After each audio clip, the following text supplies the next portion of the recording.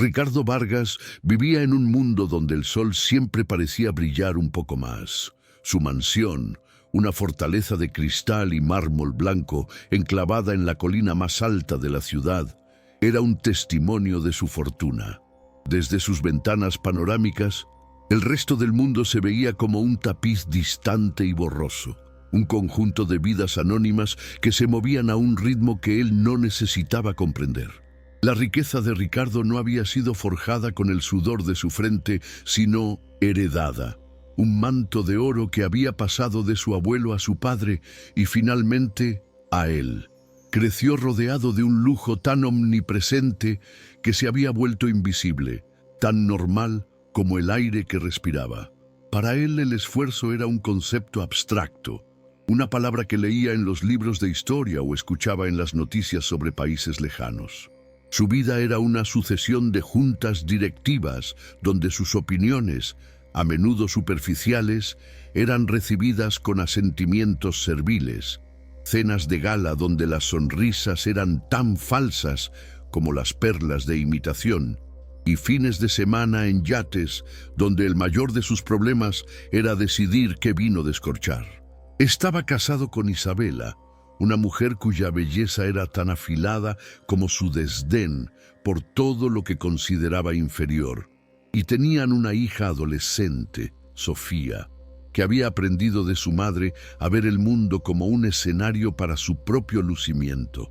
La vida de Ricardo era, en apariencia, perfecta, pero era una perfección hueca, un castillo de naipes construido sobre cimientos de indiferencia.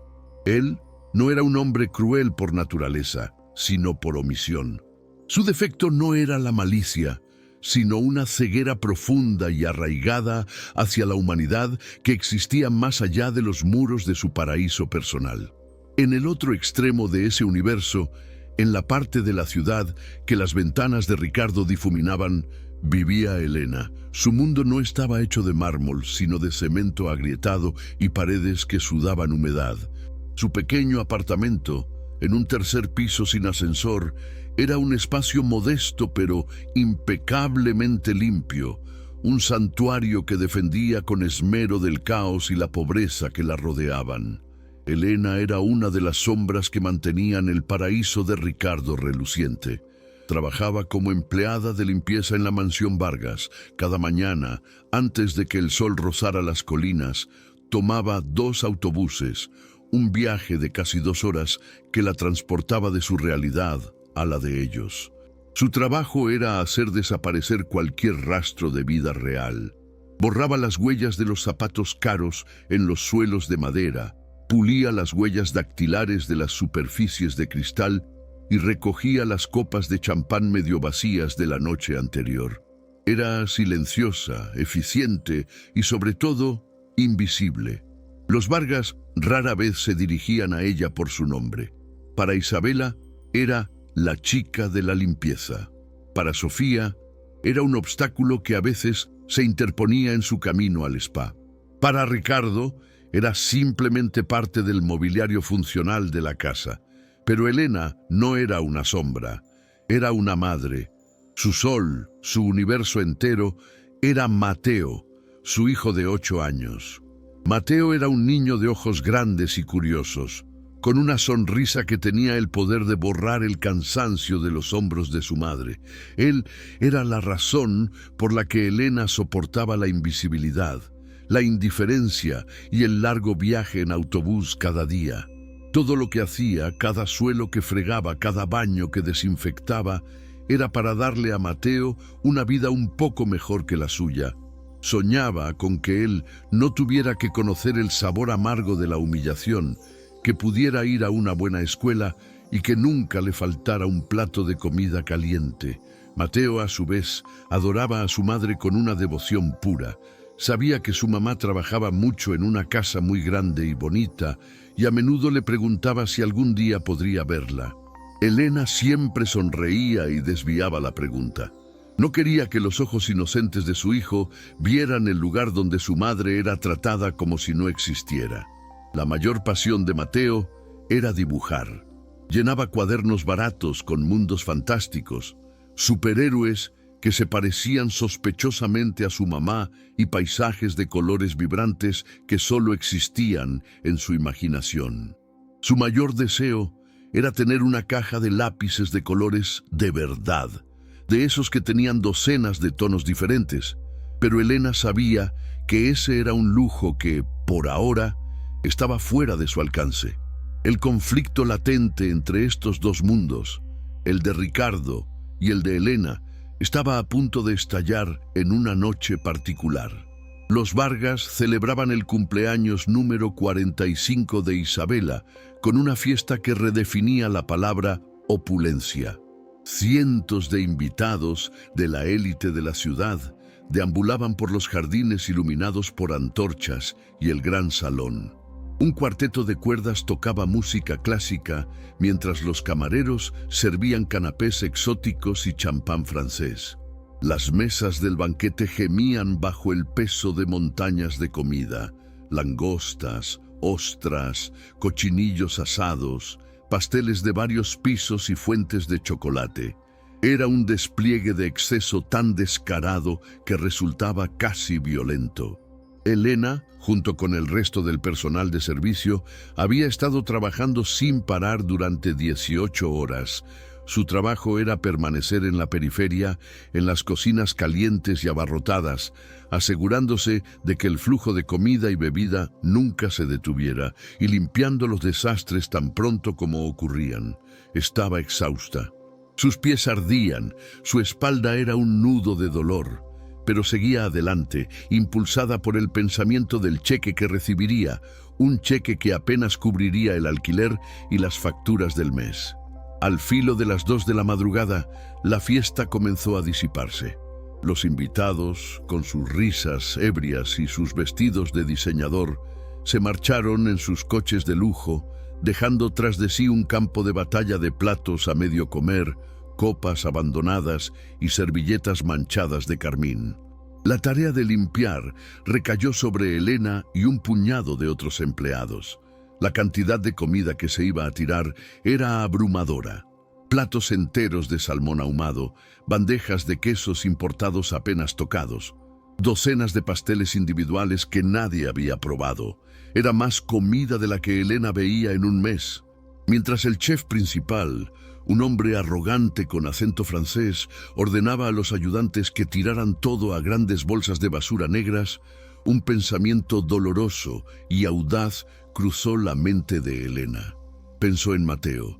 Pensó en su nevera, que a menudo contenía poco más que un cartón de leche y algunas verduras. Pensó en la alegría que sentiría su hijo si pudiera probar solo una vez algo tan delicioso como lo que ella estaba a punto de tirar a la basura. Con el corazón latiendo con fuerza, movida por un impulso de amor maternal que superaba su miedo y su orgullo, Elena se acercó a una de las mesas.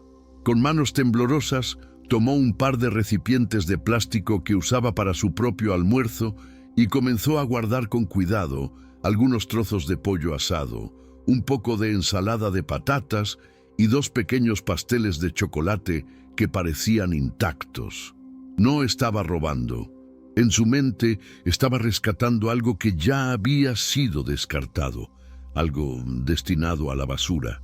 Estaba dando un propósito a lo que otros consideraban un desecho. En ese preciso instante, Isabela Vargas entró en la cocina, seguida por su hija Sofía. El rostro de Isabela, contraído por el cansancio y el alcohol, se transformó en una máscara de puro desprecio al ver a Elena. «¿Qué crees que estás haciendo?», siseó, su voz cortando el aire como un látigo. Elena se congeló, los recipientes en sus manos. Las palabras no le salían. El calor de la vergüenza le subió por el cuello hasta las mejillas. Yo solo, balbuceó. «Estás robando», sentenció Isabela, disfrutando del poder que tenía sobre ella. «Después de todo lo que te pagamos, te atreves a robar nuestra comida. ¡Qué asco!». Sofía se rió, una risa cruel y aguda. «Mamá, déjala. Probablemente es para alimentar a sus ratas». La humillación fue total. Un golpe físico que dejó a Elena sin aliento. El chef y los otros empleados miraban, algunos con lástima, otros con miedo de verse implicados. Isabela se acercó, le arrebató los recipientes de las manos y con un gesto de repugnancia los vació en la bolsa de basura más cercana. «Esto es basura, querida», dijo, su voz goteando veneno. «Y la basura va a la basura. Ahora lárgate de mi casa. Estás despedida». Elena sintió que el suelo desaparecía bajo sus pies. Despedida. La palabra resonó en el silencio de la cocina. Sin trabajo, sin dinero para el alquiler, sin forma de comprar comida para Mateo. Las lágrimas pugnaban por salir, pero se las tragó. No les daría la satisfacción de verla llorar. Con la poca dignidad que le quedaba, se quitó el delantal, lo dobló cuidadosamente y lo dejó sobre una encimera. Sin decir una palabra, se dio la vuelta y caminó hacia la salida de servicio, sintiendo las miradas de todos clavadas en su espalda. Lo que ni Elena ni Isabela sabían era que no estaban solas. Ricardo Vargas, incapaz de dormir, había bajado a la cocina en busca de un vaso de agua. Se había detenido en la sombra del pasillo, justo fuera de la vista, cuando escuchó la voz de su esposa. Había presenciado toda la escena. Vio la desesperación en el rostro de Elena. Vio el gesto tembloroso de sus manos al guardar la comida. Vio la crueldad helada en los ojos de Isabela y escuchó la risa burlona de su propia hija. Y luego vio algo que lo sacudió hasta la médula. Mientras Elena se alejaba, humillada y derrotada, Isabela, no satisfecha con haberla despedido, agarró una de las grandes bolsas de basura negras, llena de los restos de la fiesta. Se acercó a la puerta por la que Elena acababa de salir y la arrojó afuera, en el callejón de servicio. «Aquí tienes, por si todavía tienes hambre», gritó al vacío, antes de cerrar la puerta con un portazo. Ricardo se quedó inmóvil en la penumbra. Un sentimiento extraño y desconocido se agitaba en su interior. No era solo ira hacia su esposa, era algo más profundo, una sensación de vergüenza que lo quemaba por dentro. Por primera vez en su vida, el caparazón de su indiferencia se había agrietado. Vio la fealdad de su mundo con una claridad cegadora. Se acercó a la ventana de la cocina que daba al callejón. La lluvia había comenzado a caer, una llovizna fría y miserable. Vio la figura de Elena, una silueta solitaria bajo la luz parpadeante de una farola. Estaba de pie junto a la bolsa de basura que Isabela le había arrojado. Por un momento pensó que se alejaría, que correría para escapar de esa última humillación, pero no lo hizo. Para su asombro, la vio arrodillarse lentamente sobre el asfalto mojado, con manos que ya no temblaban, sino que se movían con una determinación sombría. Elena abrió la bolsa de basura.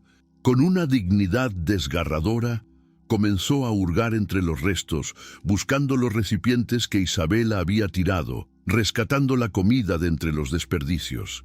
Ricardo se quedó sin aliento. No era una ladrona buscando un botín, era una madre dispuesta a tragarse cualquier humillación, a rebuscar en la basura bajo la lluvia, solo para poder llevarle algo de comer a su hijo.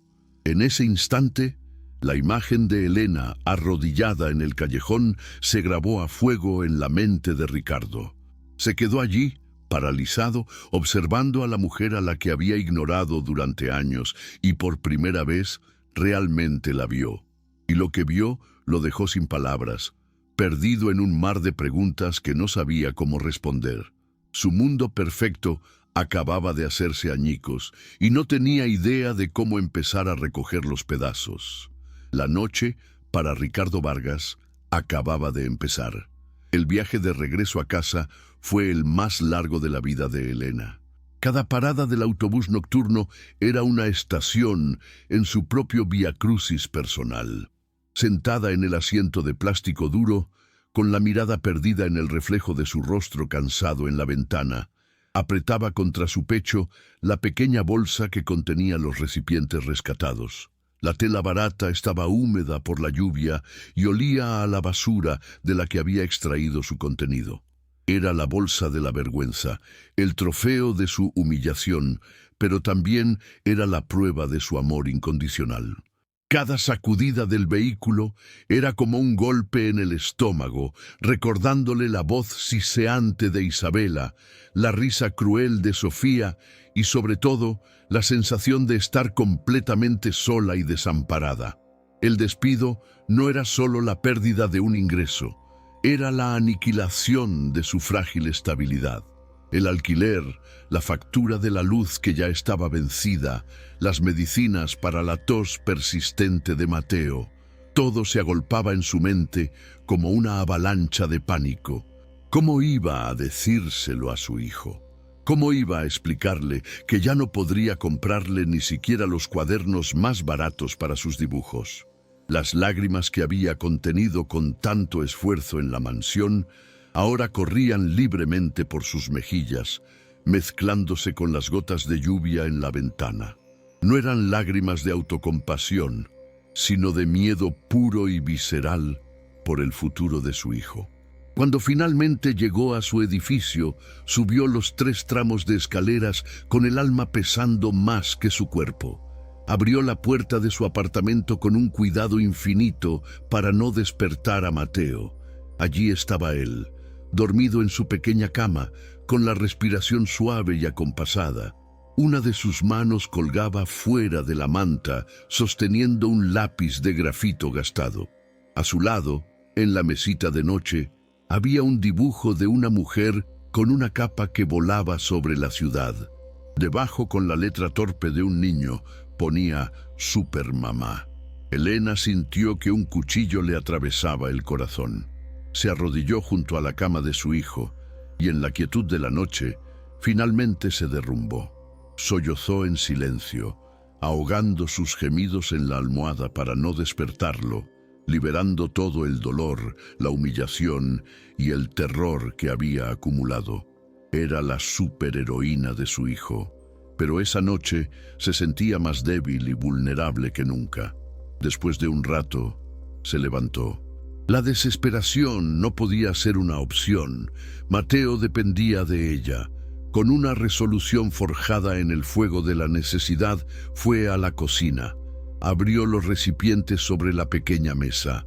El olor de la comida, a pesar de su origen, era delicioso. Con el cuidado de un cirujano, separó los trozos de pollo, limpiándolos de cualquier resto indeseado. Calentó un poco de aceite en una sartén vieja y salteó el pollo con un ajo y una pizca de orégano que guardaba como un tesoro. La ensalada de patatas la arregló con un poco de cebolla picada.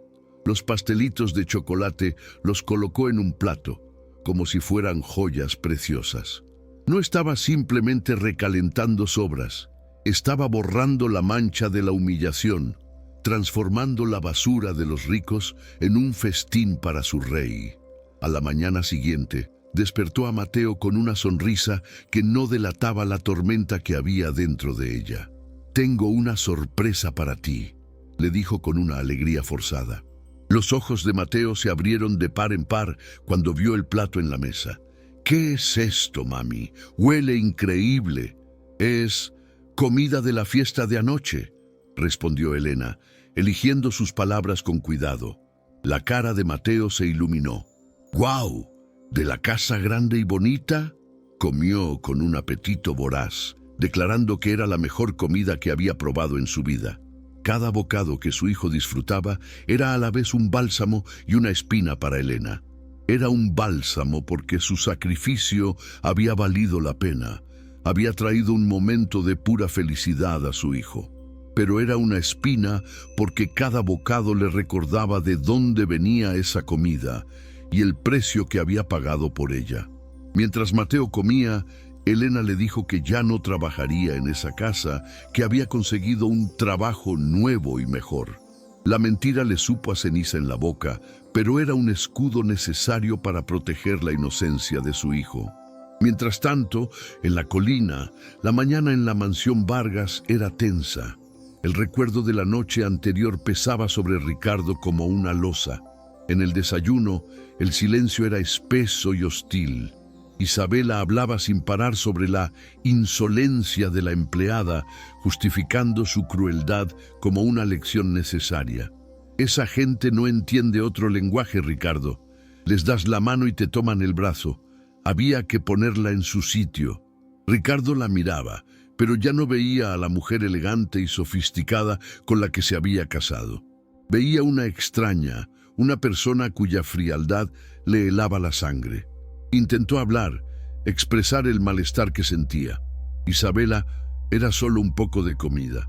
Comida que íbamos a tirar. La mujer tiene un hijo. Ah, ahora vas a defender a la ladrona, espetó ella, ofendida. ¿Desde cuándo te preocupas por los problemas de la servidumbre? No seas ridículo. He hecho lo que tenía que hacer. Sofía, sentada frente a ellos, miraba su teléfono, completamente ajena a la conversación. La chica era rara de todos modos, comentó sin levantar la vista, siempre con esa cara de tristeza. Ricardo se levantó de la mesa, incapaz de seguir escuchando. La brecha entre él y su familia se había convertido en un abismo. Se fue a su despacho y se sirvió un whisky, a pesar de que apenas eran las 10 de la mañana. La imagen de Elena arrodillada en el callejón lo perseguía. Por primera vez, se preguntó por su nombre. Se dio cuenta de que no lo sabía. Se dio cuenta de que no sabía nada de la gente que mantenía su mundo en perfecto orden. Se sentía cómplice de una crueldad que no había cometido directamente, pero que había permitido con su ceguera y su silencio. La rabia inicial que sintió hacia su esposa se estaba transformando en una profunda decepción consigo mismo. Los días que siguieron fueron un descenso al infierno para Elena. La mentira del nuevo trabajo se desmoronaba con cada día que pasaba en casa. Empezó una búsqueda frenética de empleo. Recorrió la ciudad a pie, dejando su nombre en restaurantes, hoteles, oficinas, en cualquier lugar que necesitara limpieza. Pero el mercado laboral era brutal. En todas partes recibía la misma respuesta. No tenemos vacantes. Deje su número y la llamaremos. Necesita referencias. ¿Y qué referencias podía dar? ¿La de la mujer que la había despedido por robar sobras? La desesperación empezó a roer los bordes de su fortaleza. El dinero se acabó. Tuvo que vender un pequeño par de pendientes de oro que le había regalado su abuela, su única posesión de valor. El dinero de la venta apenas alcanzó para pagar el alquiler y evitar el desahucio. Empezó a saltarse comidas para que Mateo pudiera comer 2 veces al día. El hambre se convirtió en un dolor sordo y constante en su estómago, un recordatorio perpetuo de su fracaso.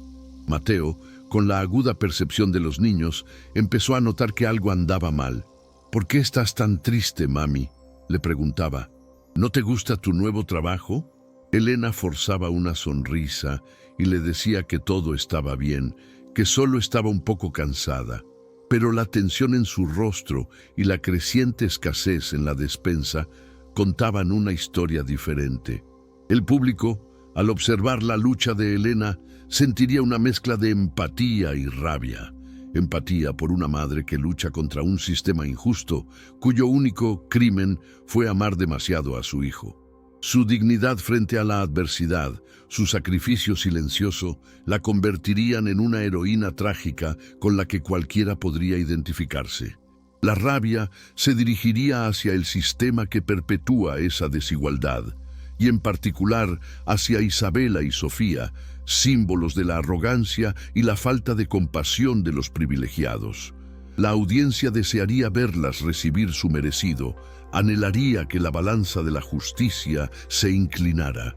El conflicto se intensificó una tarde, cuando Mateo llegó de la escuela con fiebre y una tos seca. El médico del centro de salud comunitario le diagnosticó bronquitis y le recetó antibióticos y un inhalador. En la farmacia, el coste de los medicamentos era más de lo que Elena tenía en el mundo. Se quedó mirando el precio, sintiendo que una ola de frío la inundaba. Tuvo que tomar una decisión imposible, comprar solo el antibiótico esperando que fuera suficiente. Esa noche, Mientras velaba el sueño febril de su hijo, escuchando su respiración sibilante, Elena tocó fondo. Se sentía atrapada, acorralada. La injusticia de su situación era un grito ahogado en su garganta. ¿Por qué el mundo era así? ¿Por qué unos tenían tanto que podían tirar la comida a la basura, mientras otros no podían permitirse una medicina para salvar a su hijo? La rabia y la impotencia la consumieron.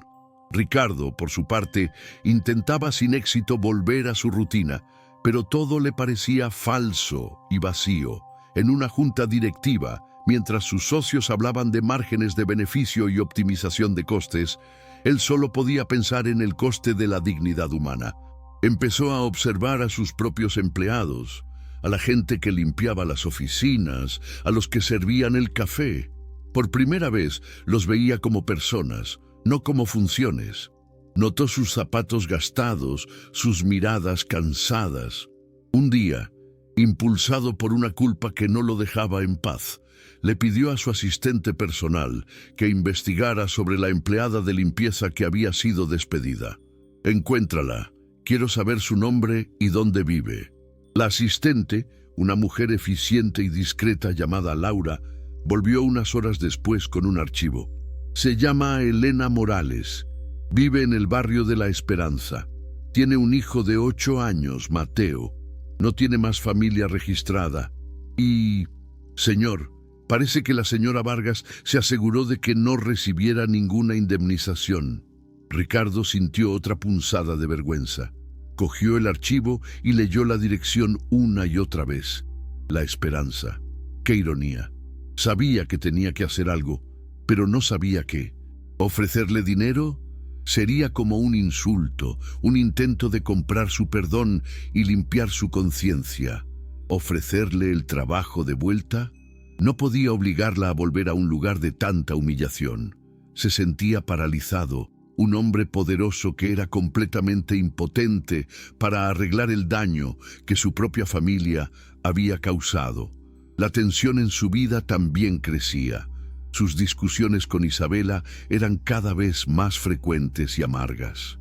Ella lo acusaba de ser débil y sentimental, y él la veía como un monstruo de egoísmo. Su mundo dorado se estaba desmoronando, revelando la podredumbre que había debajo. La injusticia que había presenciado esa noche en la cocina no solo había destruido la vida de Elena, también había comenzado a demoler la suya propia, obligándolo a enfrentar la vacuidad de su existencia y el hombre en el que se había convertido. La tensión había alcanzado un punto crítico para ambos protagonistas. Elena estaba al borde del abismo, luchando por la supervivencia.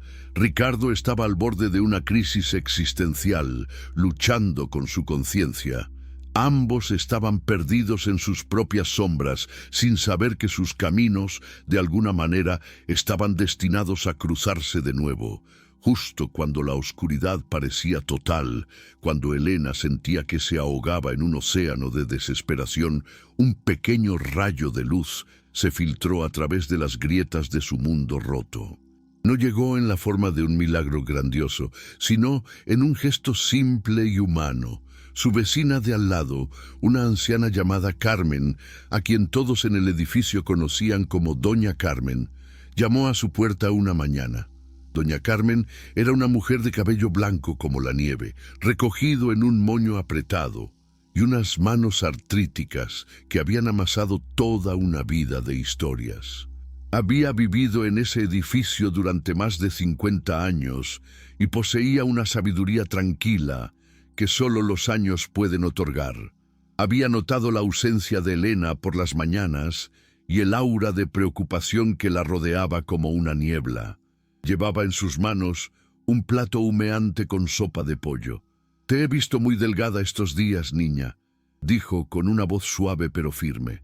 «Y he oído toser al pequeño Mateo por las noches. Esta sopa resucita a los muertos».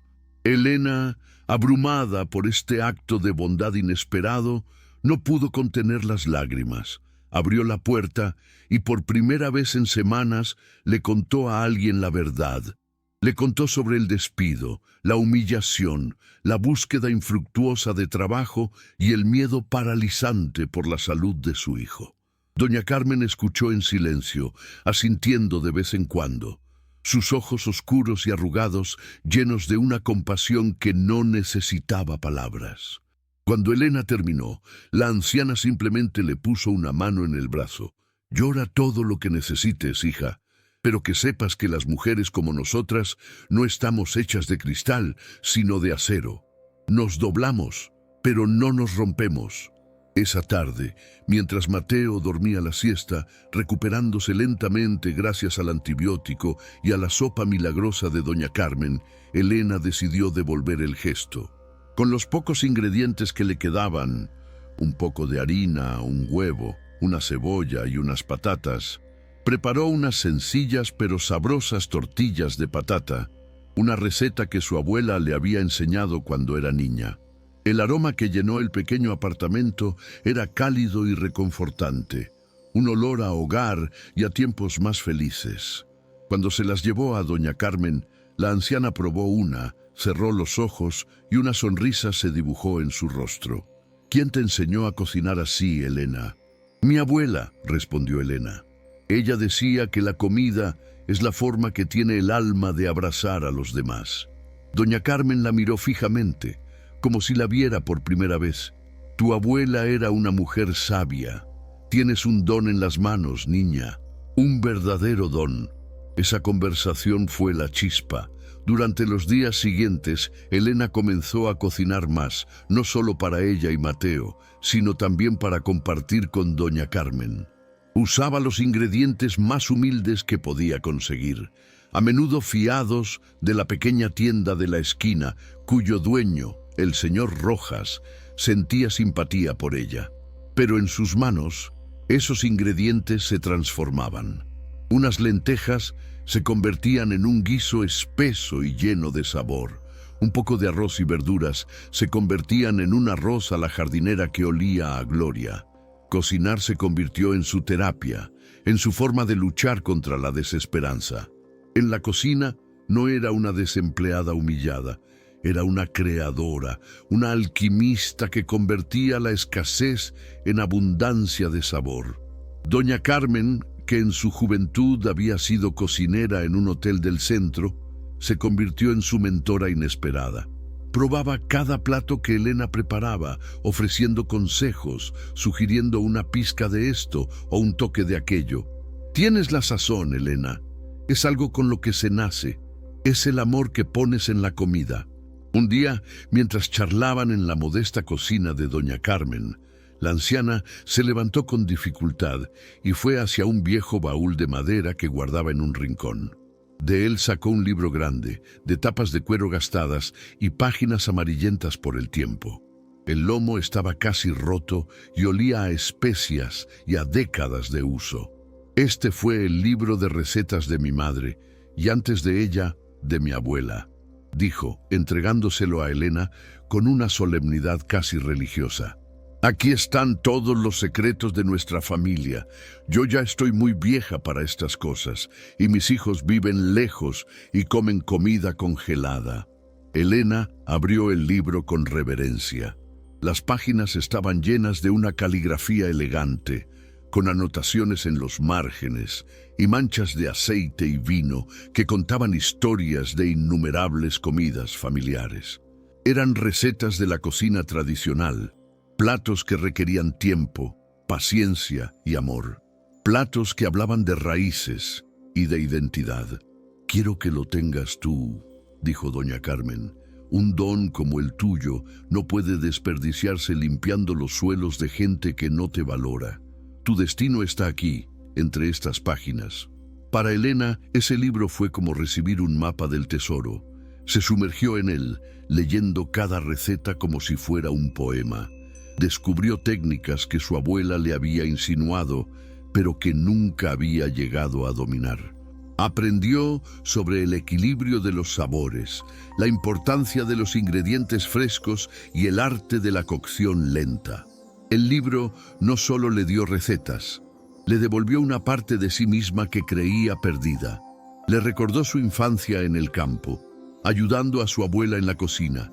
El olor del pan recién horneado, la alegría de compartir una comida hecha con amor, le devolvió la esperanza. La idea comenzó a formarse en su mente, tímida al principio, pero creciendo en fuerza cada día. ¿Y si pudiera convertir su pasión en su sustento? ¿Y si pudiera cocinar para otros y ganar dinero con ello? La idea era aterradora. No tenía capital, ni un local, ni permisos. Pero por primera vez en mucho tiempo sentía que tenía un propósito, una dirección. Compartió la idea con doña Carmen, esperando que la considerara una locura. Pero la anciana sonrió. Ya era hora de que te dieras cuenta. El primer paso es el más difícil, Elena. Empieza poco a poco. Cocina para los vecinos. Haz que la gente de aquí pruebe tu sazón. Y así, con el poco dinero que consiguió vendiendo otra pequeña baratija, compró ingredientes para hacer un gran caldero de estofado de ternera, una de las recetas estrella del viejo libro. El aroma se extendió por todo el edificio. Un embajador irresistible de su talento. Puso un pequeño cartel escrito a mano en la puerta de su apartamento. Delicioso estofado casero. Porción generosa a un precio justo. Los vecinos, atraídos por el olor y la curiosidad, empezaron a llegar con sus propios platos y recipientes. Al principio con timidez, luego con más confianza. Probaron el estofado y sus ojos se abrieron de sorpresa. No era solo comida, era un plato que calentaba el alma. Ese día, Elena vendió todo el estofado. Al final de la tarde, tenía en sus manos un pequeño fajo de billetes. No era mucho, pero era más dinero del que había visto junto en semanas. Y lo más importante, lo había ganado ella misma, con su talento, con su esfuerzo. La sensación de orgullo y empoderamiento fue abrumadora. Se sintió viva de nuevo. Mientras Elena encontraba esta nueva esperanza en su humilde cocina, Ricardo seguía atrapado en su jaula de oro. La información sobre Elena Morales estaba sobre su escritorio, una espina constante en su conciencia. Había conducido su coche hasta la entrada del barrio de La Esperanza varias veces, pero nunca se había atrevido a entrar. ¿Qué le diría? ¿Cómo podría compensar el daño? Su inacción lo carcomía. La distancia con su familia era ya insalvable. Apenas hablaba con Isabela. Las cenas eran silencios incómodos. Una noche, durante una de esas cenas, Isabela comentó casualmente que había contratado a una nueva agencia de limpieza. Mucho más profesional y cara, por supuesto, pero al menos no tengo que preocuparme de que me roben las obras. El comentario, cargado de veneno, fue la gota que colmó el vaso para Ricardo. ¡Basta!, gritó, golpeando la mesa con el puño. Los platos y las copas temblaron. No vuelvas a hablar así. No tienes ni una pizca de decencia, ni un ápice de compasión. Isabela lo miró con una frialdad glacial. La compasión es un lujo para los débiles, Ricardo. Algo que tú pareces estar descubriendo ahora, en tu vejez. Esa noche, Ricardo durmió en una de las habitaciones de invitados. Su matrimonio, como su vida, se sentía como una farsa. Ricardo empezó a buscar una forma de redimirse, aunque fuera indirectamente. Inició un programa de becas en su empresa para los hijos de los empleados con salarios más bajos. Aumentó el salario mínimo de todo el personal de limpieza y mantenimiento, para asombro y desconcierto de su junta directiva. Eran gestos de un hombre que intentaba desesperadamente enmendar un error, pero se sentían insuficientes. La cara de Elena, arrodillada en el callejón, seguía grabada en su memoria. Él no lo sabía, pero mientras él intentaba calmar su culpa con dinero, Elena estaba construyendo su propio futuro con harina, agua y fuego. Estaba encontrando su poder no en la caridad de otros, sino en el talento que residía en sus propias manos. La esperanza para Elena no era un regalo, sino una conquista. El viejo libro de recetas de doña Carmen no era solo un objeto, era un símbolo de la transmisión de la sabiduría, del poder de la comunidad y de la resiliencia del espíritu humano. Era la prueba de que incluso en la tierra más árida, con un poco de cuidado y la semilla adecuada, la vida puede volver a florecer. Elena había encontrado su semilla. Ahora solo tenía que hacerla crecer, sin saber que los obstáculos más grandes aún estaban por llegar.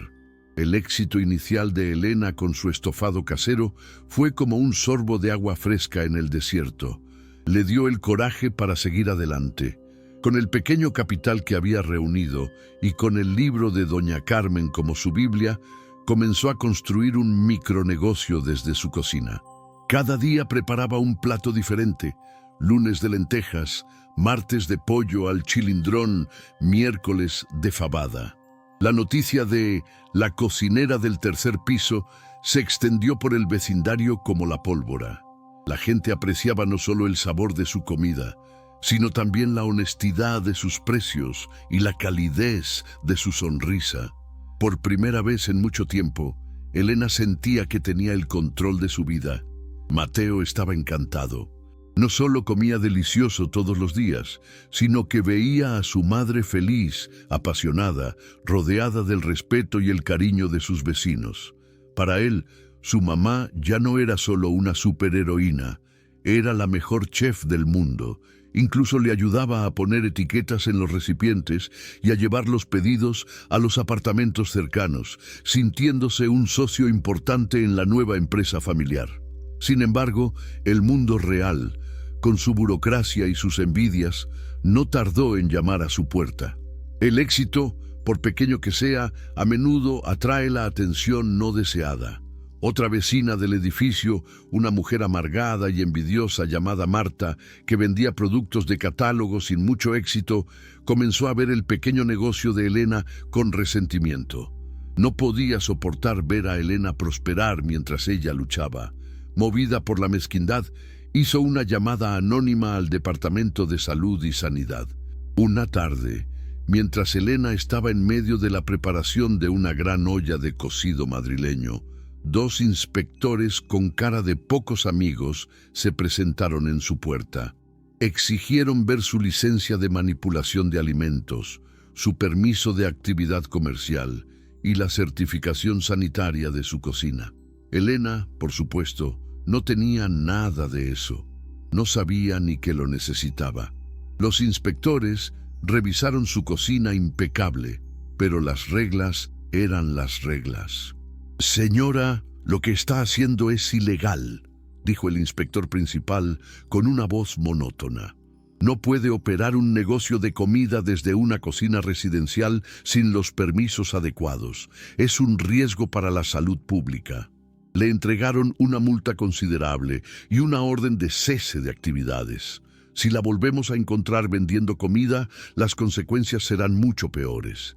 El golpe fue devastador. Fue como si le hubieran cortado las alas en pleno vuelo. La multa consumió todos sus ahorros y la dejó de nuevo en el punto de partida. La orden de cese la llenó de miedo. Se sintió como una criminal por el simple hecho de intentar ganarse la vida honradamente. La desesperación volvió a asomar su fea cabeza. Se sentó en su cocina ahora silenciosa, mirando la olla de cocido enfriándose, un monumento a su sueño frustrado. Doña Carmen intentó consolarla. «No te rindas, Elena. Esto es solo una piedra en el camino. Siempre hay gente mala que disfruta apagando la luz de los demás, pero tu luz es más fuerte». Pero las palabras de aliento eran difíciles de aceptar cuando la realidad era tan aplastante. ¿Cómo iba a conseguir los permisos? Requerían cursos caros, inspecciones, adaptaciones en su cocina que costaban miles de euros. Era un muro infranqueable. Mientras Elena se enfrentaba a este nuevo revés, Ricardo Vargas seguía luchando con sus propios demonios. Sus iniciativas filantrópicas en la empresa, aunque bien intencionadas, se sentían vacías. Sabía que eran un parche, una forma de evitar el problema real, su incapacidad para enfrentar la injusticia que había presenciado de frente. Un día, su asistente Laura entró en su despacho con una expresión preocupada. «Señor Vargas, hay algo que creo que debería saber». Le mostró una publicación en un pequeño blog de noticias del barrio de La Esperanza. El artículo hablaba de una cocinera anónima que había sido clausurada por los inspectores de sanidad tras un chivatazo. El artículo, escrito por un periodista local, lamentaba cómo la burocracia a menudo aplasta las pequeñas iniciativas de emprendimiento en las comunidades más necesitadas. No mencionaba el nombre de Elena, pero describía su comida con tanto detalle y pasión que Ricardo sintió una corazonada. El estofado de ternera, las lentejas, eran platos sencillos, pero el artículo los describía como comida para el alma. Ricardo le pidió a Laura que investigara más a fondo. Un par de llamadas confirmaron sus sospechas. La cocinera clausurada era Elena Morales. La noticia golpeó a Ricardo con la fuerza de una revelación. Se dio cuenta de la estupidez de sus acciones.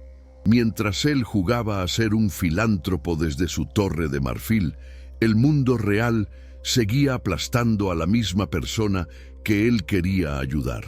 Sintió una oleada de ira, no solo hacia el sistema, sino hacia sí mismo por su cobardía. Decidió que ya no podía seguir observando desde la distancia. Tenía que actuar. Pero de nuevo, la duda lo paralizó. ¿Y si su ayuda era rechazada? ¿Y si Elena lo veía como un intento de caridad condescendiente? Su riqueza, que siempre había sido su mayor poder, ahora se sentía como una barrera, un obstáculo que lo separaba de la conexión humana genuina que anhelaba. Ajena a los dilemas de Ricardo, Elena, animada por doña Carmen, decidió no darse por vencida. Si no podía cocinar en casa, buscaría otra manera. Se enteró de un pequeño mercado de fin de semana en una plaza a varios barrios de distancia. Un lugar donde los vendedores ambulantes podían alquilar un puesto por un día. Era su única oportunidad. Invirtió el último dinero que le quedaba, un préstamo de doña Carmen y del señor Rojas, el tendero, en alquilar el puesto más barato y en comprar ingredientes. Pasó 2 días cocinando sin parar en la cocina de doña Carmen, que, aunque vieja, era un poco más grande que la suya. Preparó una variedad de sus mejores platos en grandes ollas térmicas para mantenerlos calientes. El sábado por la mañana, antes del amanecer, ella y un reacio pero leal Mateo cargaron todo en un carrito de mano prestado y tomaron varios autobuses hasta la plaza del mercado. El mercado era un caos de colores, olores y sonidos. Vendedores gritando, música a todo volumen, una multitud bulliciosa. Elena montó su humilde puesto en un rincón apartado, lejos de los puestos más vistosos de comida rápida. Su montaje era simple, una mesa plegable, sus ollas térmicas y un cartel escrito a mano. Pero su comida olía divinamente. A pesar de ello, las horas pasaban y la gente apenas se acercaba. Competía contra puestos de perritos calientes, hamburguesas y pizzas, comidas rápidas y familiares. Su comida casera, su estofado y sus guisos parecían demasiado lentos, demasiado tradicionales para la multitud del fin de semana. La gente pasaba, olía, pero seguía de largo. Elena intentaba llamar su atención con una sonrisa tímida, ofreciendo muestras, pero la mayoría la ignoraba. Vio cómo otros vendedores hacían cajas sin parar, mientras sus ollas permanecían casi llenas. La duda comenzó a carcomerla de nuevo. Quizás doña Carmen se equivocaba. Quizás su comida solo era buena para sus vecinos, para gente que conocía su historia. Quizás no tenía lo necesario para competir en el mundo real. Mateo, sentado en un taburete detrás de la mesa, veía la decepción en el rostro de su madre. Su pequeño corazón se encogió. Quería ayudar, pero no sabía cómo. Para empeorar las cosas, el cielo, que había estado nublado toda la mañana, se abrió en un aguacero torrencial. La gente corrió a refugiarse y el mercado se vació en cuestión de minutos. Elena y Mateo se acurrucaron bajo el pequeño toldo de su puesto, viendo cómo la lluvia empapaba todo. El sueño se estaba convirtiendo en una pesadilla. Estaba empapada, helada y con el corazón roto. Había fracasado, Había invertido todo lo que tenía y no había vendido casi nada. Las lágrimas se mezclaron con la lluvia en su rostro. «Lo siento, Mateo», susurró, abrazando a su hijo. «Lo siento mucho». Mateo la abrazó con fuerza. «No llores, mami. Tu comida es la mejor del mundo. Ellos no saben». Pero sus palabras de consuelo no podían detener la hemorragia de la esperanza de Elena. Todo parecía dar errado. La burocracia, la envidia, la indiferencia del mercado, incluso el clima. El universo entero parecía conspirar en su contra. Se sentía pequeña, insignificante, una hormiga tratando de mover una montaña. El momento de todo está perdido había llegado con la fuerza de un huracán. En ese puesto empapado por la lluvia, rodeada de ollas de comida fría y sueños rotos, Elena se enfrentó a la tentación más oscura de todas, la de rendirse, la de aceptar que para gente como ella los sueños eran un lujo que no podían permitirse. El camino de la esperanza se había convertido en un callejón sin salida y no veía ninguna forma de escapar. La lluvia que cayó sobre el mercado ese sábado fue más que agua. Fue un diluvio que amenazó con ahogar la última brasa de esperanza de Elena. Regresó a casa esa noche, empapada hasta los huesos y con el alma más pesada que las ollas de comida sin vender. El silencio en el apartamento era ensordecedor, solo roto por el sonido de las gotas de lluvia golpeando la ventana. Mateo, agotado y triste, se había quedado dormido tan pronto como su cabeza tocó la almohada. Elena se sentó a la mesa de la cocina, la misma mesa donde había sentido el renacer del orgullo, y ahora solo sentía el amargo sabor del fracaso. Miró el viejo libro de recetas de doña Carmen, sus páginas llenas de promesas que ahora le parecían burlas. ¿De qué servía tener un don si el mundo no te daba una oportunidad para usarlo? ¿De qué servía el sazón si nadie estaba dispuesto a probarlo? La idea de rendirse era más que una tentación. Se sentía como la única opción lógica. Podría buscar otro trabajo de limpieza, volver a ser invisible, a tragar su orgullo a cambio de un sueldo miserable que al menos pagaría las facturas. Era un camino seguro, un camino sin sueños, pero también sin el dolor agudo de la decepción. Pasó la noche en vela, atrapada en un debate silencioso entre la rendición y la resistencia. Cada vez que la voz de la derrota le susurraba que abandonara, la imagen del rostro de Mateo, lleno de orgullo mientras la ayudaba en el mercado, aparecía en su mente. Pensaba en la fe inquebrantable de doña Carmen, en la amabilidad del señor Rojas, en todos los vecinos que habían creído en ella. Rendirse no solo sería traicionarse a sí misma, sino también a ellos. Al amanecer, mientras los primeros rayos de sol gris se filtraban por la ventana, tomó una decisión. No iba a rendirse, pero tampoco podía seguir intentando lo mismo y esperando resultados diferentes. Necesitaba hacer algo audaz, algo inesperado, algo que la obligara a salir de su zona de confort de una vez por todas. Necesitaba dar un salto de fe. Su mirada se posó en un periódico viejo que envolvía unas verduras sobre la encimera. En la sección de cultura, un anuncio a toda página captó su atención. Gran feria gastronómica anual de la ciudad, una celebración del sabor. Era el evento culinario más prestigioso del año, un lugar donde los mejores chefs y restaurantes presentaban sus creaciones, donde los críticos gastronómicos buscaban a la próxima gran estrella y donde miles de amantes de la buena comida acudían en masa. En una esquina del anuncio, en letra pequeña, había una sección para el concurso de nuevos talentos. La inscripción estaba abierta a cocineros no profesionales, a emprendedores que quisieran mostrar su valía. El premio era sustancioso, una importante suma de dinero, una beca en la mejor escuela de cocina del país y, lo más importante, un contrato para abrir un pequeño restaurante pop-up en el exclusivo distrito gastronómico de la ciudad, con el respaldo de los patrocinadores del evento. Era una oportunidad única en la vida y era completamente imposible. La cuota de inscripción era exorbitante, una cifra que para Elena era astronómica. Los requisitos para la presentación de los platos eran estrictos, requiriendo un nivel de profesionalidad que ella no poseía. Estaría compitiendo contra cocineros jóvenes y ambiciosos, probablemente con formación y recursos.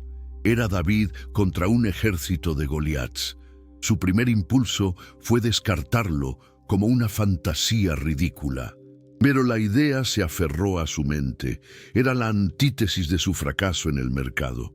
No se trataba de esperar a que la gente viniera a ella en un rincón olvidado.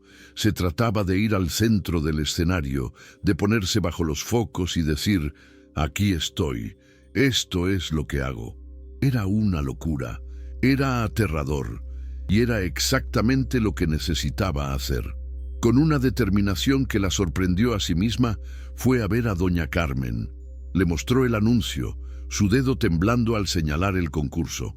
Esperaba que la anciana le dijera que fuera realista, que apuntara más bajo.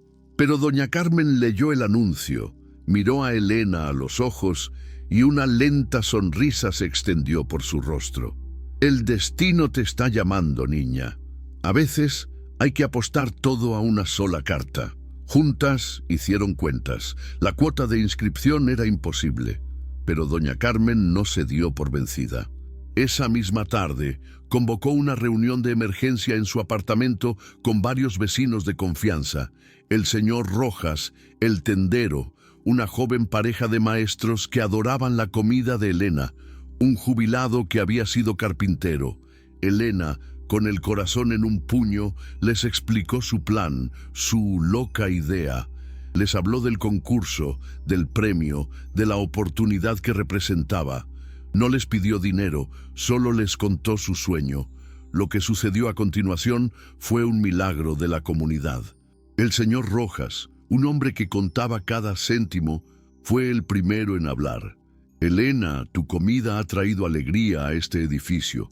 Creemos en ti. Puso sobre la mesa una suma de dinero que para él era una fortuna. La pareja de maestros hizo lo mismo. El carpintero jubilado se ofreció a construirle un pequeño stand de madera para que su presentación fuera más profesional. Otros vecinos, al enterarse, contribuyeron con lo que podían. 5 euros, 10 euros, una bolsa de patatas de su pequeña huerta urbana.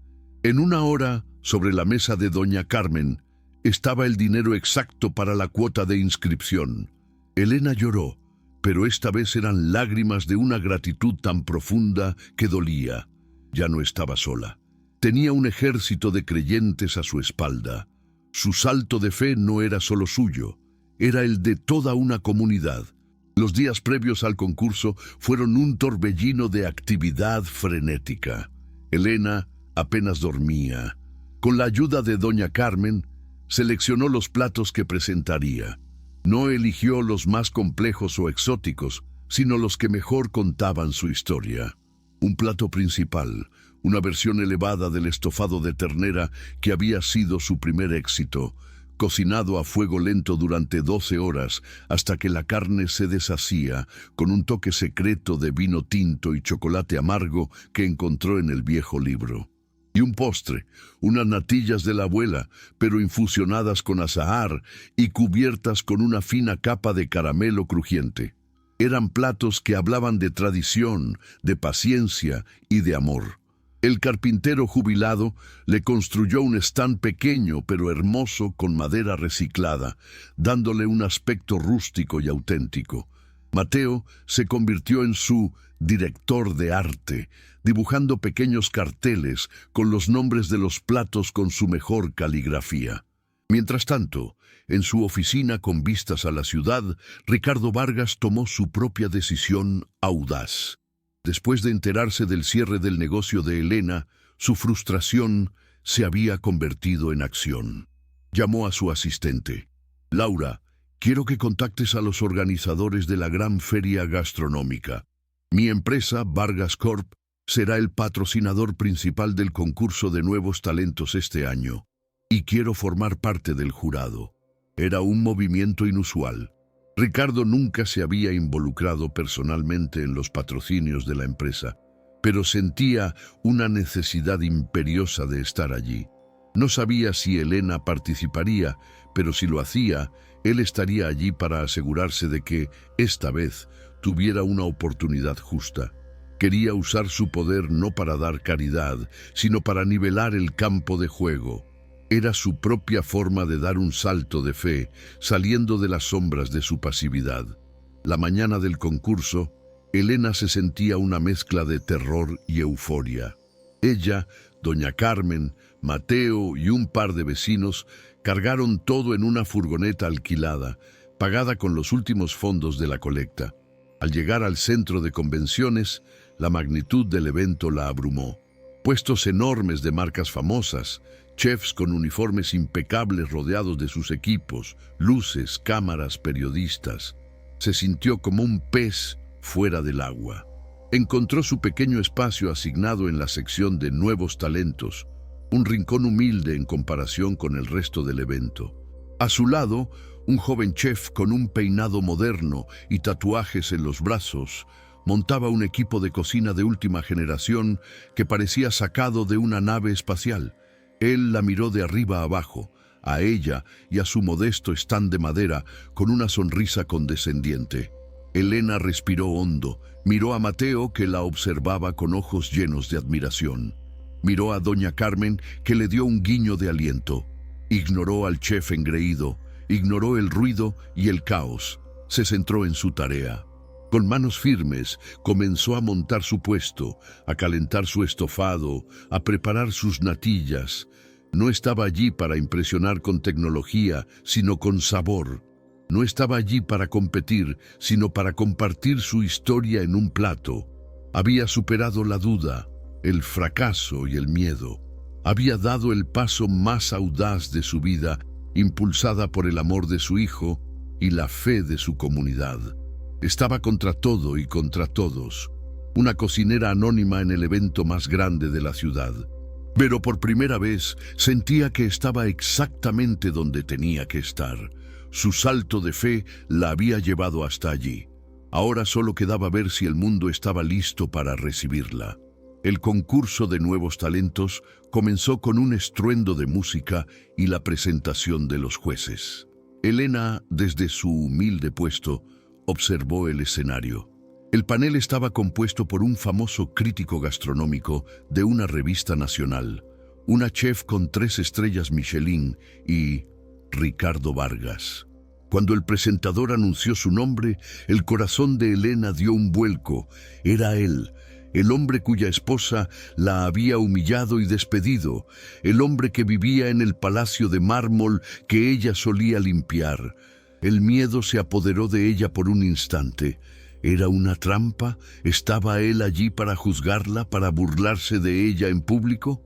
Miró a doña Carmen, quien le sostuvo la mirada con una calma inquebrantable, como si dijera: «Confía en tu comida, es lo único que importa». Elena respiró hondo y se obligó a calmarse. Él era solo un juez más.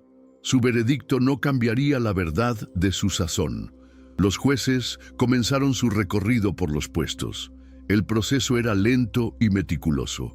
Pasaban varios minutos en cada stand, probando la comida, haciendo preguntas a los concursantes. El ambiente estaba cargado de tensión. Elena observaba cómo el joven chef de su lado presentaba su plato con una arrogancia teatral. Una deconstrucción de la paella, servida en una esfera de humo. Los jueces parecían impresionados por la técnica, aunque sus rostros eran inescrutables al probarla. A medida que se acercaban a su puesto, el nerviosismo de Elena crecía. Sentía las miradas de los curiosos, las cámaras de los bloggers de comida. Se sentía expuesta, vulnerable. Finalmente llegaron. El crítico, la chef y Ricardo Vargas se pararon frente a su pequeño stand de madera. El crítico, un hombre de mediana edad con gafas de montura gruesa, miró su modesta presentación con escepticismo. «¿Y usted es?», preguntó casi con desdén. «Elena Morales», respondió ella, su voz más firme de lo que esperaba. ¿Y qué nos presenta hoy, señora Morales? Un estofado de ternera cocinado a fuego lento, receta de mi familia, y unas natillas caseras con un toque de azahar. El crítico levantó una ceja. Estofado y natillas, muy tradicional. La palabra sonó como un insulto en su boca. La chef estrella, sin embargo, parecía más curiosa. ¿Puedo preguntar por qué eligió estos platos tan sencillos para una competencia como esta? Elena miró a los tres y en lugar de dar una respuesta técnica, habló desde el corazón. Porque esta comida cuenta mi historia. Habla de paciencia, de resiliencia y de la idea de que las cosas más simples hechas con amor pueden ser extraordinarias. Ricardo no había dicho una palabra. Su rostro era una máscara de neutralidad, pero sus ojos estaban fijos en Elena. La reconoció al instante, por supuesto, pero no había ni una pizca de arrogancia en su mirada, solo una intensa y ansiosa curiosidad. Se sirvieron pequeñas porciones del estofado. El crítico fue el primero en probar. Llevó la cuchara a su boca con aire de aburrimiento, y entonces ocurrió la magia. Sus ojos se abrieron de par en par. Dejó la cuchara. Volvió a tomar otra cucharada, esta vez más lentamente, saboreando. La chef hizo lo mismo. Una expresión de pura sorpresa se dibujó en su rostro. Se inclinó sobre el plato, inhalando el aroma. Ricardo fue el último. Al probar el estofado, cerró los ojos. Por un instante, no estaba en un centro de convenciones ruidoso. Estaba de vuelta en la sombra del pasillo de su cocina, recordando la imagen de Elena rescatando comida de la basura. Pero esto no sabía a sobras, sabía a redención, sabía a hogar. Era el sabor más complejo y honesto que había probado en años. Esto es, comenzó el crítico, buscando las palabras. Increíble. La chef asintió con fervor. La técnica es impecable, la carne está tan tierna que se deshace, pero no ha perdido su estructura. Y la salsa, Dios mío, la salsa, es profunda, compleja. ¿Qué es ese toque final? ¿Chocolate? Elena asintió, una pequeña sonrisa formándose en sus labios. Chocolate amargo, un secreto de mi abuela. Los tres jueces se quedaron en silencio por un momento, simplemente saboreando. Probaron las natillas y la reacción fue la misma. La suavidad perfecta, el equilibrio entre el dulce y el sutil aroma floral del azahar. Es la comida de una madre, dijo la chef en voz baja, pero con la máxima admiración. Es comida que abraza. En ese momento, la dinámica comenzó a cambiar. La justicia, que había estado tan esquiva, comenzó a invertir su curso. La sorpresa y el entusiasmo genuino de los jueces atrajeron la atención. Los bloggers de comida que antes la ignoraban, ahora se agolpaban alrededor de su puesto, tomando fotos, tuiteando frenéticamente sobre la cocinera desconocida que había dejado sin palabras a los jueces con un simple estofado. El sabor más auténtico de la feria no está en los puestos de diseño, sino en este rincón humilde, escribió un influyente crítico en su cuenta en vivo. El joven chef del puesto de al lado observaba la escena con la boca abierta, su esfera de humo ahora olvidada y disipada. La arrogancia en su rostro había sido reemplazada por la incredulidad, pero la verdadera virada estaba por llegar. Entre la multitud que se había congregado, había dos figuras que observaban con una mezcla de horror y confusión: Isabela y Sofía Vargas. Habían acudido a la feria como un evento social más, para ver y ser vistas. Cuando vieron a Ricardo en el jurado, se acercaron para observar. Al principio se burlaron al ver a Elena. «¿Esa no es la ladrona?», le susurró Sofía a su madre. «¡Qué patética! ¿Ahora vende guisos en un mercadillo?». Isabela sonrió con suficiencia, esperando ver a Elena humillada una vez más, pero lo que vieron fue lo contrario. Vieron el respeto en los rostros de los jueces, vieron a la multitud crecer, escucharon los murmullos de admiración. La sonrisa de Isabela se congeló en su rostro. Su mundo, donde ella dictaba quién valía y quién no, se estaba desmoronando ante sus ojos. Ricardo, notando la presencia de su esposa e hija entre la multitud, hizo algo que selló la inversión de la justicia. Tomó el micrófono que usaba el presentador. Su voz resonó en el pabellón. «Quisiera decir algo», comenzó, y todos guardaron silencio. «Hoy he probado muchas cosas interesantes, técnicas innovadoras, presentaciones espectaculares, pero lo que la señora Morales nos ha ofrecido hoy es algo mucho más raro: honestidad. Nos ha dado un plato que no solo alimenta el cuerpo, sino que cuenta una historia de dignidad y fortaleza». Miró directamente a Elena. «He tenido el deshonor de conocer las circunstancias increíblemente difíciles que la señora Morales ha tenido que superar. Circunstancias causadas por la arrogancia y la falta de humanidad de personas que tienen demasiado y valoran muy poco». Luego, su mirada se desvió y se posó, fría como el acero, sobre Isabela. La multitud siguió su mirada. El mensaje era implícito, pero para quienes necesitaban entenderlo, era brutalmente claro. «Este estofado», continuó Ricardo, su voz cargada de emoción, «es la prueba de que se puede tomar lo que algunos consideran desechable y con talento y corazón convertirlo en una obra de arte.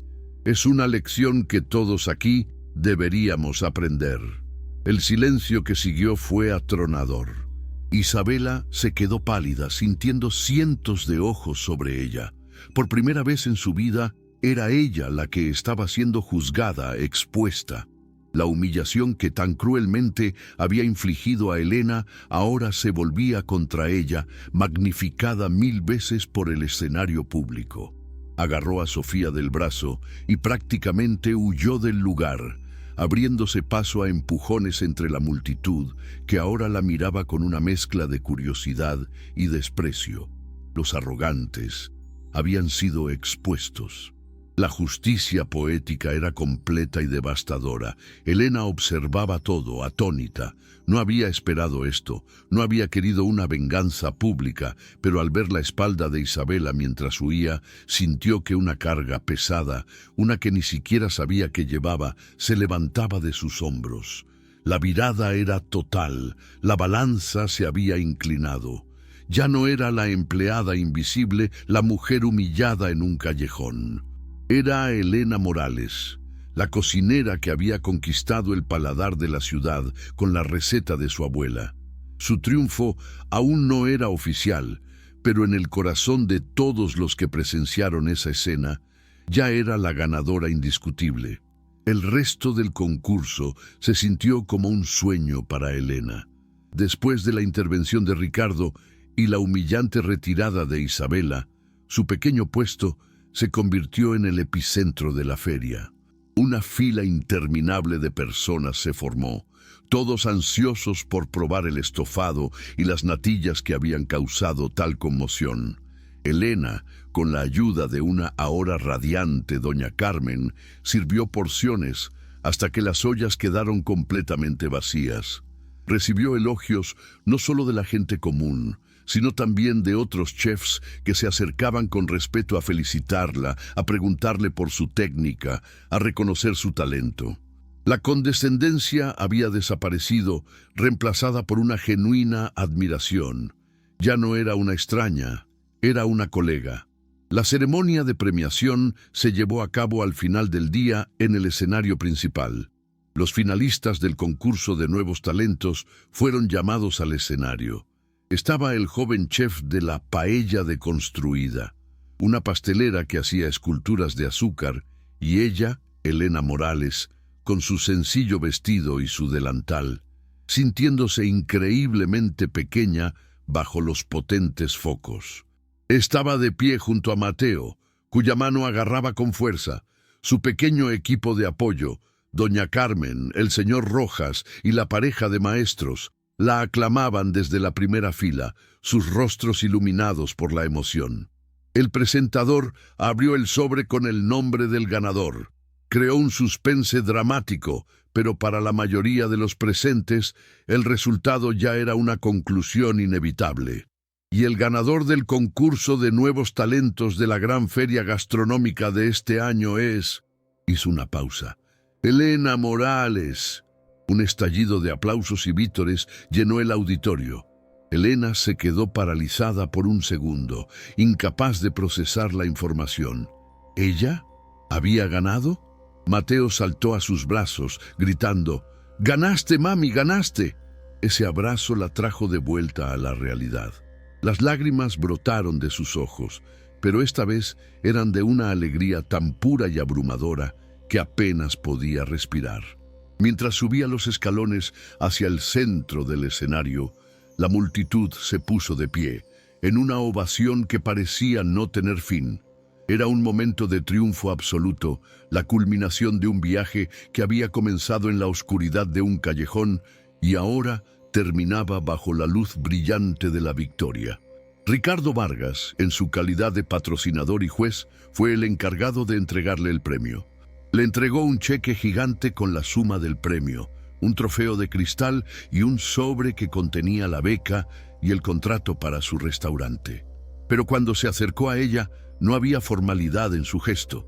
La miró a los ojos y en su mirada ya no había culpa ni lástima, sino un profundo y sincero respeto. «Felicidades, Elena», dijo en voz baja para que solo ella lo escuchara. «No, gracias no es la palabra. Lo siento por mi ceguera, por mi silencio. Lo que has hecho hoy va más allá de la cocina. Nos has dado una lección a todos». Elena, con una gracia que sorprendió a todos, simplemente asintió y le ofreció una pequeña sonrisa. «El pasado está en el pasado, señor Vargas.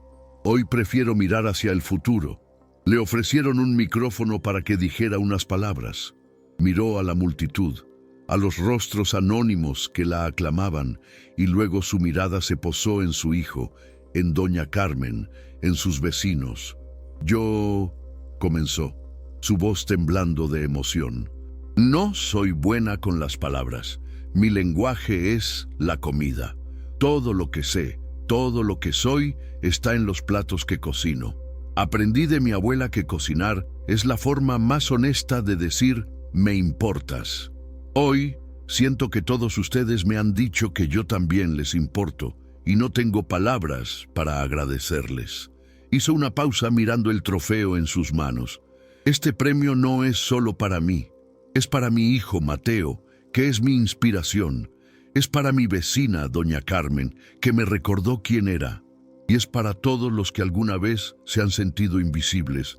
Quiero decirles que no se rindan, que su talento importa, que su historia merece ser contada». El aplauso fue aún más fuerte que antes. Era más que una victoria en un concurso. Era la validación de una vida, la redención de una lucha silenciosa. La sorpresa de la noche, sin embargo, aún no había terminado. Después de la ceremonia, mientras Elena estaba rodeada de periodistas y simpatizantes, un hombre elegantemente vestido se abrió paso entre la multitud. Era el dueño de una de las cadenas de restaurantes más prestigiosas del país, un hombre que rara vez se dejaba ver en público. Se presentó y, para asombro de todos, le hizo una oferta a Elena en el acto. «Señora Morales», dijo con una sonrisa, «su historia y su talento son extraordinarios. El contrato del premio es para un restaurante pop-up. Yo quiero ofrecerle algo más. Quiero ofrecerle una asociación para abrir su propio restaurante insignia, un lugar permanente. Le daremos el local, la financiación, el equipo, todo lo que necesite. Lo único que le pedimos es que siga cocinando con ese corazón». Elena se quedó sin palabras. Miró a doña Carmen, cuyos ojos brillaban de orgullo. Era más de lo que jamás había soñado. Pero el momento más emotivo, la verdadera culminación de su triunfo, llegó más tarde esa noche, cuando todo el ruido y la fanfarria se habían calmado. Estaba de vuelta en su pequeño apartamento, el trofeo y el cheque gigante sobre la mesa de la cocina. Mateo, agotado pero inmensamente feliz, ya estaba dormido. Elena sacó de su bolso una pequeña caja. La abrió. Dentro había una caja de lápices de colores profesional con 120 tonos diferentes.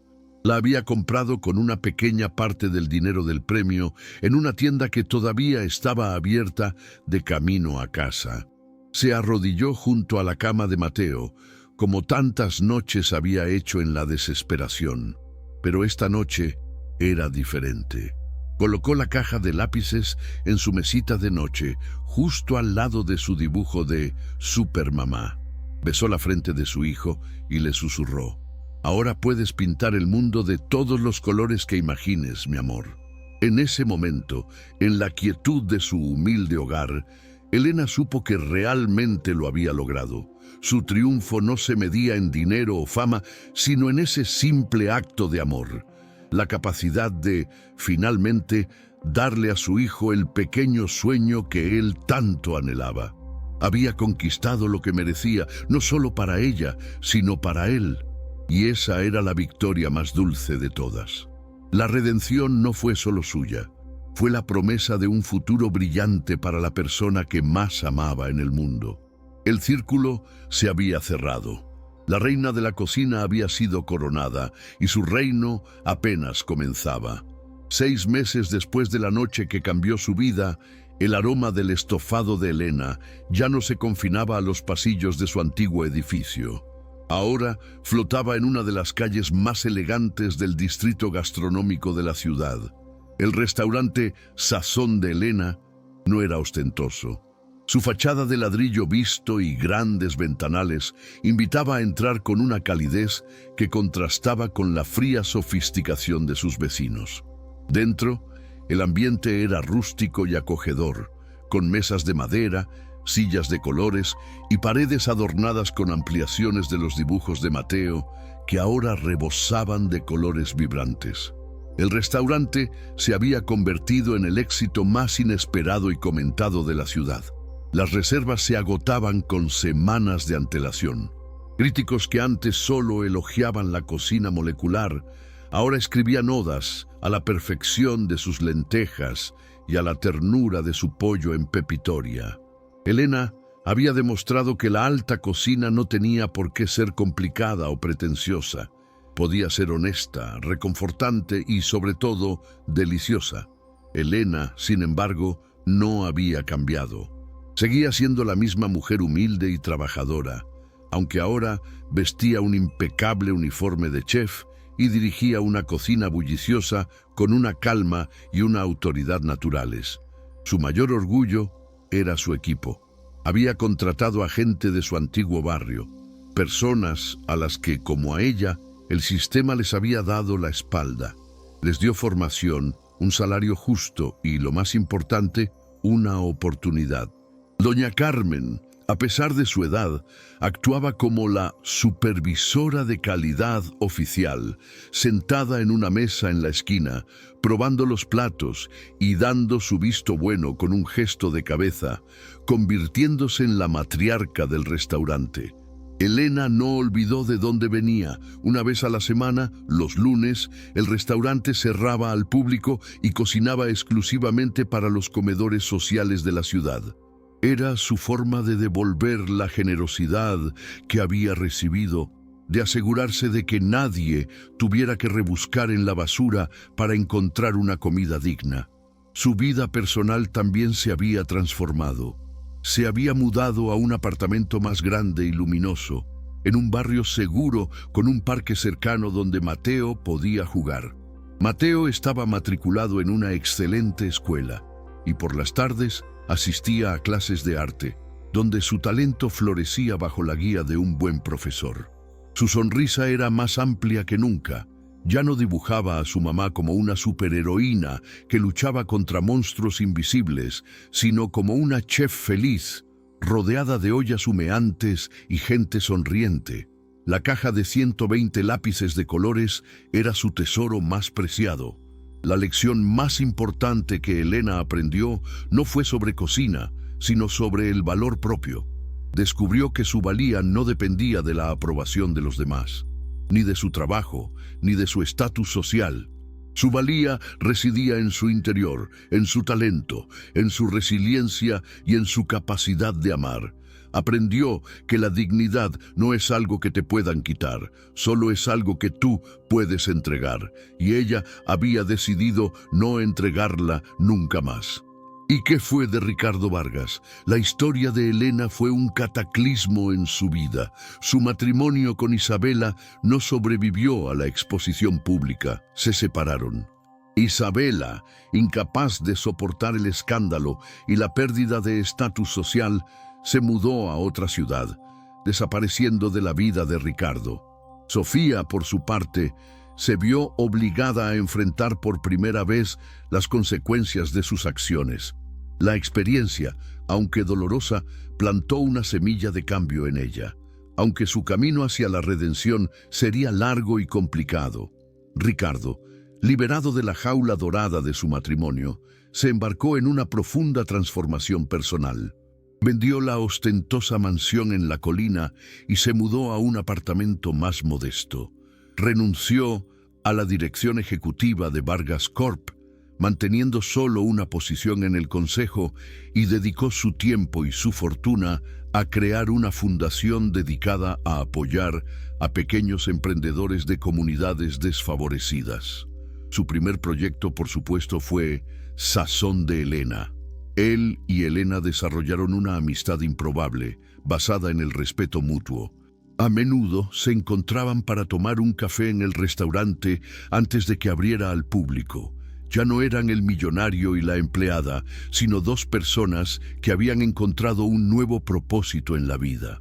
Ricardo aprendió de Elena el valor de la humildad, de la autenticidad y del trabajo con sentido. Elena, a su vez, aprendió a confiar y a aceptar la ayuda cuando se ofrecía con un corazón sincero. Un día, mientras observaban a Mateo dibujar en una de las mesas, Ricardo le confesó algo. Esa noche, cuando te vi en el callejón, no solo vi a una madre luchando por su hijo, me vi a mí mismo. Vi la pobreza de mi propia vida, a pesar de toda mi riqueza. Tú me salvaste, Elena. Me recordaste lo que significa ser humano. La historia de Elena Morales se convirtió en una leyenda en la ciudad, una fábula moderna sobre la justicia y la resiliencia. Pero más allá de la leyenda, era una historia sobre las conexiones humanas, sobre cómo un acto de crueldad puede desencadenar una cadena de eventos que conduce a la redención, sobre cómo un acto de bondad, como una sopa caliente ofrecida por una vecina, puede ser el catalizador del cambio más profundo, y sobre cómo el amor de una madre por su hijo puede ser la fuerza más poderosa del universo, capaz de transformar las sobras de la humillación en un festín de triunfo. La escena final no es en un gran evento, sino en la calma del hogar. Es de noche. Elena está arropando a Mateo en su nueva y cómoda cama. Mateo le muestra su último dibujo. Es un retrato de ella, con su gorro de chef, sonriendo. Pero detrás de ella ha dibujado una figura con una capa, casi transparente, como un eco. Sigo pensando que eres una superheroína, mami, le susurra Mateo. Elena sonríe, una sonrisa genuina y llena de paz. Todos lo somos un poco, mi amor. Solo necesitamos encontrar nuestro poder. Apaga la luz, pero deja una pequeña lámpara encendida, cuyo cálido resplandor ilumina los lápices de colores y el dibujo. Es un final silencioso, pero profundamente emocional. No es un "y vivieron felices para siempre", sino algo más real y poderoso. Es la promesa de un futuro lleno de color, sabor y, sobre todo, esperanza. Un futuro que ellos mismos habían construido. Un bocado a la vez.